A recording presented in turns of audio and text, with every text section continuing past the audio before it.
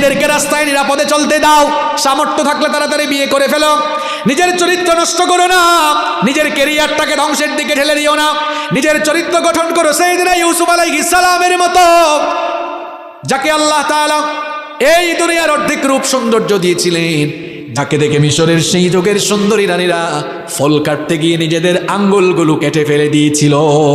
আল্লাহু আকবার।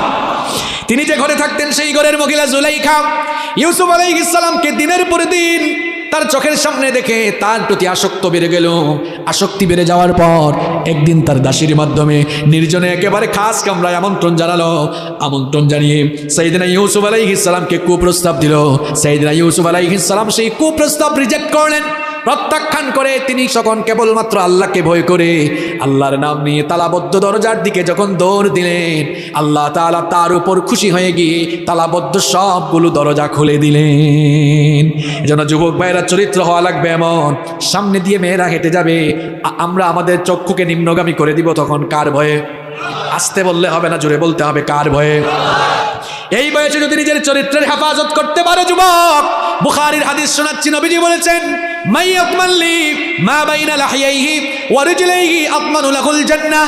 নবীজি বলেছেন যেই ব্যক্তি তার দু চুয়ালের মধ্যবর্তী জায়গা অর্থাৎ জিহবা এবং দু উরুর মধ্যবর্তী জায়গা অর্থাৎ লজ্জাস্থান, যেই ব্যক্তি তার লজ্জাস্থানের সতীত্বের অর্থাৎ চরিত্রের জিম্মাদারি গ্রহণ করবে, নবীজি বলেছেন কাল কিয়ামতের দিন আমি তার জন্য নিজেই জান্নাতের জিম্মাদার হয়ে যাব।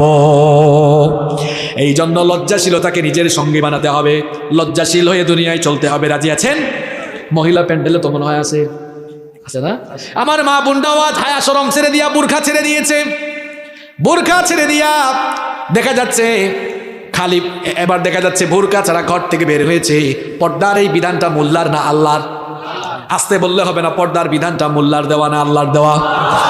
আল্লাহ বলেছেন নারীরা বোরকা পরিধান করে এমন একটা ওড়না গায়ে দিবে যা তার চেহারাকে আবৃত করে দিয়ে বক্ষদেশ পর্যন্ত আবৃত করে দিবে। এই বিধানটা কার? কিন্তু নারীরা এখন বোরকা ছেড়ে দিয়েছে। আবার কেউ কেউ বোরকা পরিধান করলেও টাইট ফিট বোরকা, আকর্ষণীয় বিভিন্ন কালারের বোরকা পরে আছে না নাই? এখন বোরখার বিধান পর্দার বিধান হয়েছে সৌন্দর্য ঢেকে রাখার জন্য। বোরখাই যদি সৌন্দর্যের কারণ বা অ্যাট্রাকশনের কারণ হয়ে দাঁড়ায়, এই বোরখা আর পরার কি দরকার? আপনারাও তো অনেক সময় আপনাদের ঘরের বউকে, মা বোনকে পর্দা করান না, বোরখা পরান না, আছে না নাই? এই কক্সবাজারে এগুলা